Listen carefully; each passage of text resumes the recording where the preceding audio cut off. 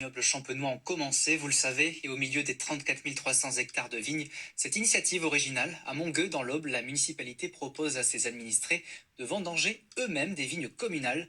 Le village vient de récupérer une parcelle qu'elle avait louée ces 30 dernières années, et elle en a profité pour réunir ses habitants autour d'un moment de partage cet après-midi. Tiffaine Leroux, Louis Duménil. Je vous emmène, les filles.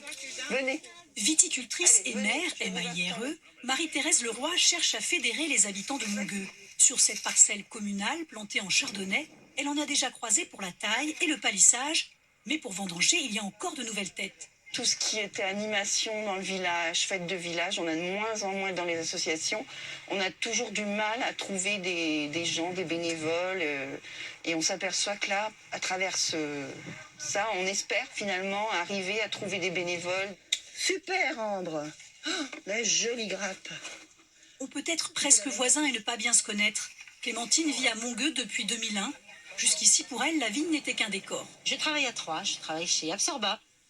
Donc rien à voir avec la vigne, mais c'était l'occasion, vu qu'on est dans la vigne toute l'année, en plus maintenant je suis en télétravail, donc je vois tout ce qui se passe dans le village, et c'était l'occasion d'essayer un petit peu de voir comment ça se passait. La colline de Mongueux compte 90 exploitants. Une bonne partie font la pause le dimanche, ce qui leur permet de s'associer à la vigne du partage. Titulaire d'un BTS dans le domaine, Amélie apprécie. On fait ça juste pour le plaisir, on se lève parce qu'on en a envie, et on y va pour le plaisir de couper, pour le plaisir de vendanger. Avec 7 arts seulement, les opérations durent moins de 2 heures.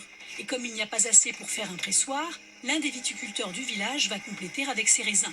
Le tout sera vinifié à Bar-sur-Seine. Il y a une partie qui sera vendue au kilo de raisin et une partie qu'on met en bouteille, qui va être mise en bouteille en coopérative et qu'on pourra récupérer par la suite et puis pour aller consommer, nous, au niveau de la mairie, et puis la faire découvrir aux autres personnes.